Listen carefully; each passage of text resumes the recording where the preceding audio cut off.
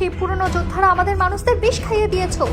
এবার সব শেষ, এখনই আত্মসমর্পণ করো। নিক, ধর ওকে, আজ ওকে ওর আসল জায়গা দেখিয়ে দেবো।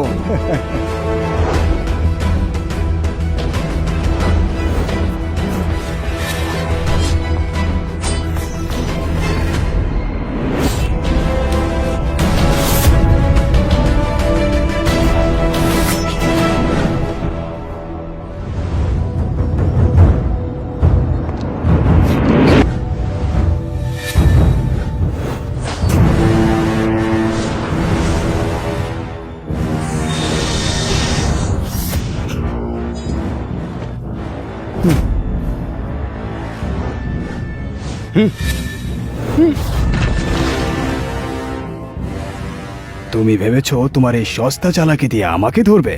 না বন্ধু, আজ এখানে তোমার শাস্তি হবে। এখনই। থামো এখনই।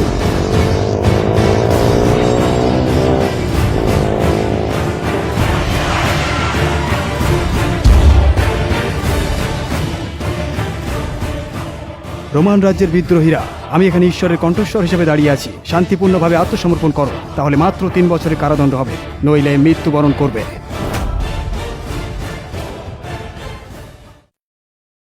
নইলে মরতেই হবে ভাই। দেবরাজ্যের ক্ষেত্রে কি হবে? ভগবান ড্রাগন আসার আগে পর্যন্ত কিছুই করতে পারবে না ওরা। তাহলে তুমি কি ভাবছো আমি কে?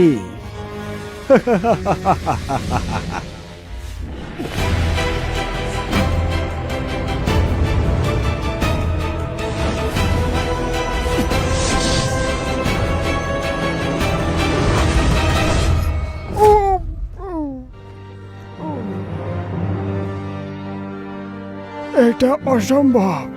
ড্রাগন দেবরাজের ক্ষেত্রে রাজার সম্মান রক্ষার্থে কিভাবে একজনকে বিপদে ফেলতে পারে? নর্দার্ন প্রাসাদে গিয়ে দেখে আসুন।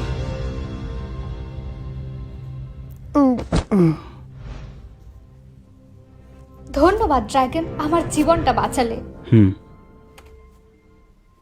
চলো আমরা ধন্যবাদ দিতে হবে না, প্রতিজ্ঞা করি। বাকি কেচ্ছাগুলো তুমি সামলিও। ড্রাগনের জীবনের অসম্মান করব না কখনো। ভগবান, ড্রাগন কত সুন্দর দেখতে, ইচ্ছা করছিল ওর বউ হতে।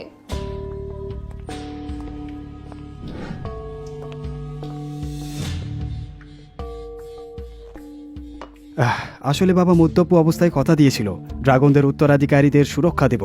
10 বছর নিরাপত্তা দিতেই হবে, তাই নিজের পরিচয় লুকিয়ে রাখতে হয়েছিল। এই শুনছো, ড্রাগন পরিবার নাকি এখন বড় মেয়েদের জন্য একজন দেহরক্ষী নিচ্ছে।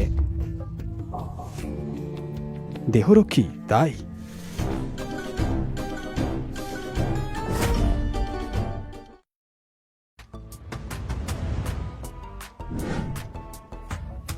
আজ যদি কেউ আমার 3টে আঘাতে টিকতে পারে, কাল থেকেই ওর বেতন 10 গুণ বেড়ে যাবে। ও হবে আমার নিজস্ব দেহরক্ষী।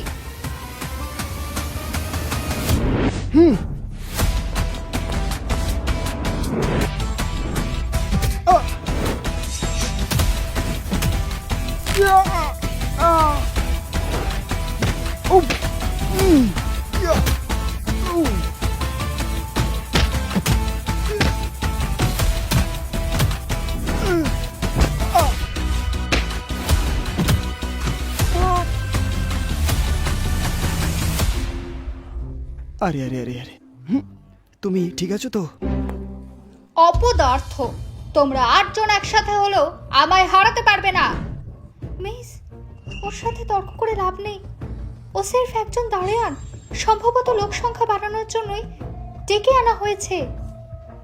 ওই লোকটাই 10 বছর আগে সাংহাই কাঁপিয়ে বেড়াতো, তারপর হঠাৎ ঘর থেকে উধাও হয়ে গেল। ঠিক তাই, আমাদের ড্রাগন পরিবার দয়া করে ওকে একটা বাওয়ান বানিয়েছে, না হলে রাস্তায় ভিখারি ছিল, আজ সকালে নর্দমা থেকে আবর্জনা তুলেছে। এখন রাগলে চলবে না মিস, তোমার দেহরক্ষীর তো গতকালই ভেতরের চোট লেগেছে, সেরে উঠতে আরো কয়েকদিন লাগবে। ও এটা জানবে কি করে? অপদার্থ, এই রহস্যময় শক্তি তোমাদের কোনো কাজে আসেনি। আমাদের লেডির সব থেকে ভালো মার্শাল আর্টসে দক্ষতা আছে, কিভাবে এটি তাকে আঘাত। তোমার কোনো ধারণাই নেই যে কাল কি ঘটতে পারে। একদম চুপ করো, তোমরা সবাই চলে যাও এখান থেকে।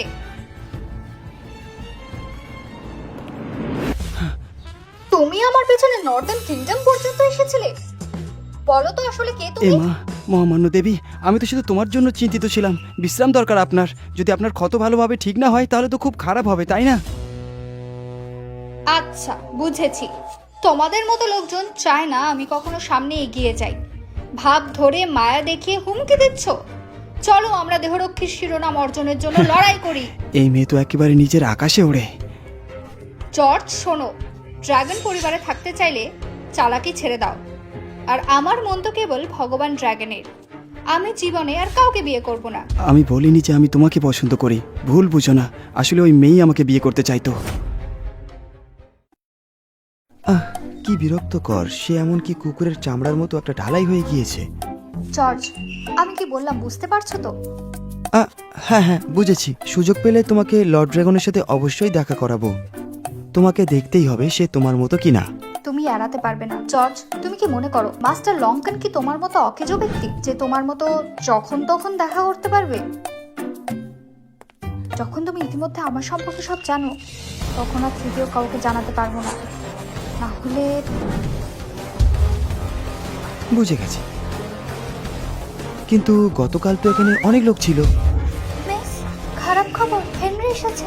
বলছে আপনার সাথে বাগদান করতে চায়। বাগদান? মিসের মনে কি আরো কারোর জন্য জায়গা আছে? সাহস তো দেখো।